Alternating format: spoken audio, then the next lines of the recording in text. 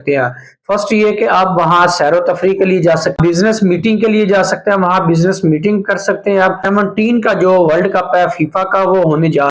अस्सलाम वालेकुम मोअज़्ज़ज़ नाज़रीन, आपका मेज़बान अज़हर सलीम आपकी खिदमत में हाजिर है और आप देख रहे हैं अपना प्यारा पाकिस्तान। अपना प्यारा पाकिस्तान के मोअज़्ज़ज़ नाज़रीन, आज आपके साथ मैं एक ऐसे मुल्क के वीज़े के हवाले से कुछ इन्फॉर्मेशन शेयर करूंगा जिस मुल्क ने 40 प्लस कंट्रीज को फ्री एंट्री का ऐलान किया है। इससे पहले भी उसने काफी कंट्रीज को फ्री एंट्री का ऐलान किया हुआ है, बट पाकिस्तान भी उसके अंदर शामिल था।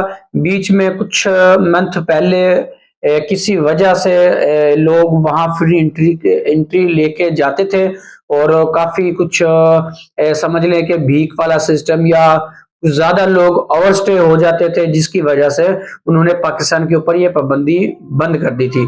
अभी मार्च 2024 से कतर ने, मैं कतर की बात कर रहा हूं, कतर ने एक दफा फिर पाकिस्तानियों को लिए फ्री एंट्री का ऐलान किया है। आपको ऑन अराइवल वीजा आपको बॉर्डर से मिल जाएगा 30 दिन के लिए।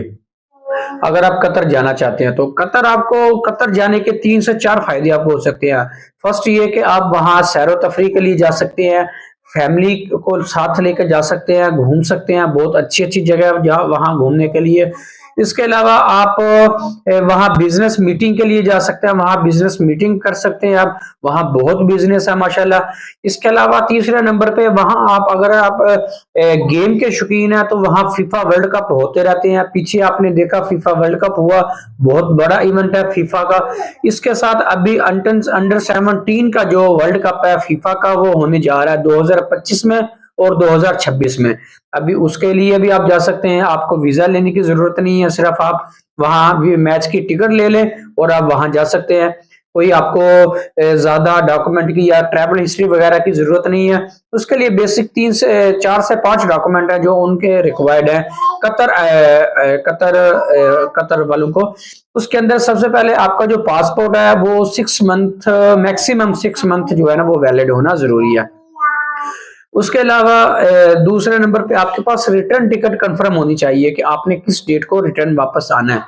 उसके बाद आपके पास, अगर आप फैमिली के साथ जा रहे हैं, तो फिर आपके पास डेबिट कार्ड या क्रेडिट कार्ड होना बहुत जरूरी है।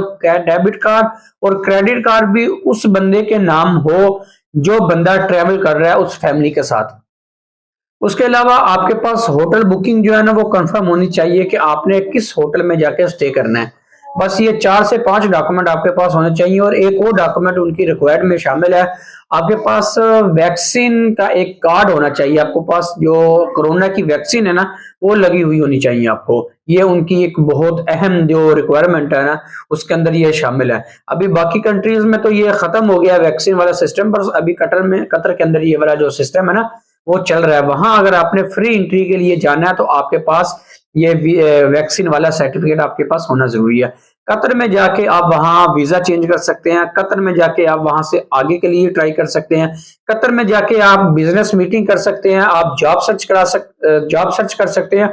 आपको बहुत सारे फायदे हो सकते हैं। आपको हालांकि अगर कतर के हम वो जो एक रेजिडेंस वीजा मिलता है वो बहुत महंगा है, आपको वीजे के बगैर वहां एंट्री मिल रही है। आप जाके जॉब सर्च करें, आप वहां जाके आप जॉब सर्च करें, बिजनेस सर्च करें, आप वहां सैरो तफरी कर सकते हैं बगैर वीजे के। अल्लाह करे आपको वहां कोई अच्छी जॉब मिल जाती है, आपकी बिजनेस मीटिंग आपकी कामयाब हो जाती है तो आपका फ्री में सारा काम हो जाता है। तो अभी मेरे पास तो यही इंफॉर्मेशन है। अगर आपको मजीद कोई इंफॉर्मेशन चाहिए तो इंशाल्लाह वो भी हम कहीं से सर्च करके आपको देंगे। अगर आपको मजीद किसी भी कंट्री की कोई भी इंफॉर्मेशन चाहिए तो आप हमारे साथ रब्ता कर सकते हैं। इसके साथ ही अपने मेजबान अज़हर सलीम को इजाजत दीजिए। अल्लाह हाफिज।